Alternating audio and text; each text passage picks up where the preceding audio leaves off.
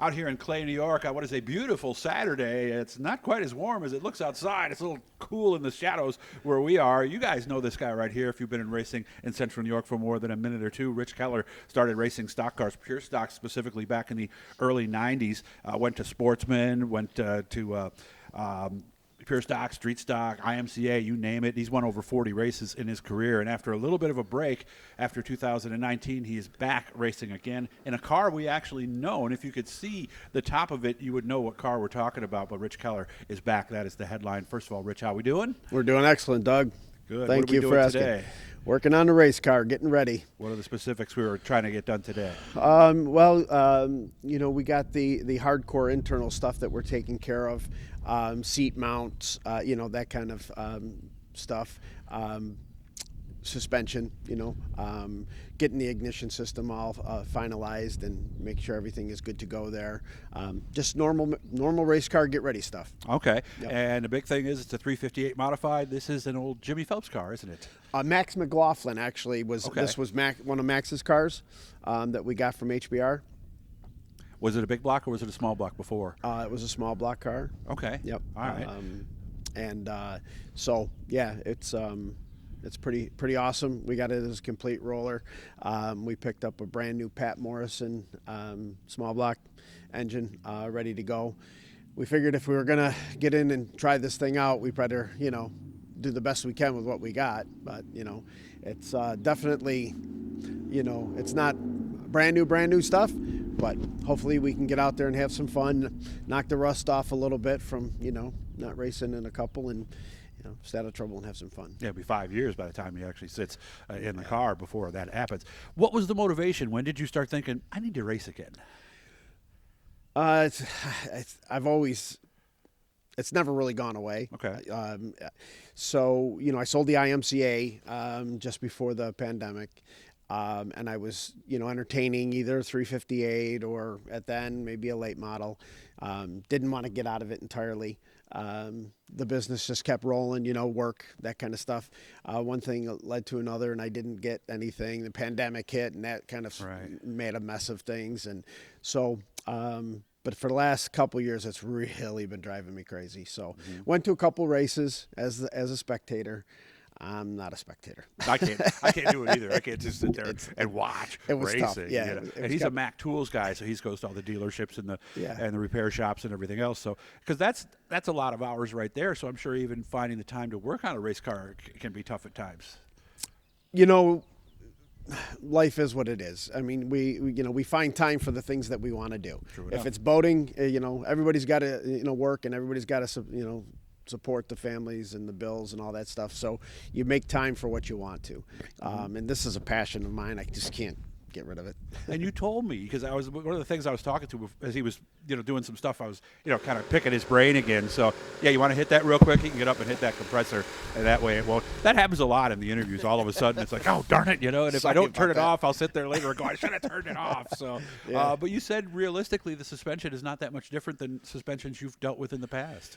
Yeah, the Northeast Modifieds, as we all know, has gone with the coil over 4-bar kind of mentality. The IMCA Modifieds, same thing, right? We raced that for years. So the geometry, the 4-bar kind of thing is very similar. Okay. So looking over the suspension and it's in the rear of the car there's a lot of similarities to that suspension that I'm pretty used to. How different is this from the Sportsman that you drove all those years ago? A lot, because so? Torsion bars are gone. Right. The way the suspensions are set up, the floor, the rubber floors, everything is just the Northeast Modifieds have just since back then have just changed evolutions. I mean, it's just big time change. Okay. Yeah. Looks like we're pretty close as far as the big stuff is concerned. Oh, we're very close. A body will go back on it here in the next couple days. I got the wrap done, so I'll be putting, getting that all taken care of. Of course, there's a heat gun out here, which is never easy, right? That's simple. That's really? It's not that bad? It's no big deal. Okay. It is what it is. So we should be, buttoning things up here pretty quick. Get the car scaled, and April 20th is practice. test and tune up at Fulton. So we'll make that, see if we can, get her out on the track and see how it feels, and work the bugs out of it, and that'll enable us. And the first race is that High Bank Hold'em up. So run for points basically at Fulton all year? Yeah. Okay. Fulton is very close. It's a beautiful track. I love it up there. So I'm going to try to concentrate on Saturday nights. It's a budget thing, and it's a be practical and have fun. Right. So, of course, I know most of your laps recently had been at Brewerton. Might you take the 358? Because the 358s do actually run pretty good against the big blocks over there at Brewerton. I guess, Doug, probably down the road, I'll look and see how the racing's going, what the program looks like. I don't want to wear myself thin. I don't want to wear the car out, prematurely. Sure. And I'm perfectly content with having a good time on Saturday night. Have some fun with the fellow racers and the crowd, and see if we can compete. Do we set goals, or do we just go week by week and, like you said, continue to have fun? I have realistic goals. The later on in life as you get, you have your priorities obviously are a little more focused. The first thing I want to do is just get out on the racetrack, get the feeling back. Just make sure that I'm running a good line. Finishing, putting the car on the trailer in one piece, and doing the best that I can with what the car is going to give me. Okay. And if that's a front running position, then we'll go for it. If it's mid pack, then that's what we're going to do. We're not going to. Certainly, we're going to focus on our best not to damage our stuff or anybody else's. Yeah, yeah. And also, you told me too, because I know the IMCA's drove differently. People used to tell me they were kind of like a late model. Like when you drove that Sportsman years ago, you would get off the gas all the way, kind of wait for it to settle.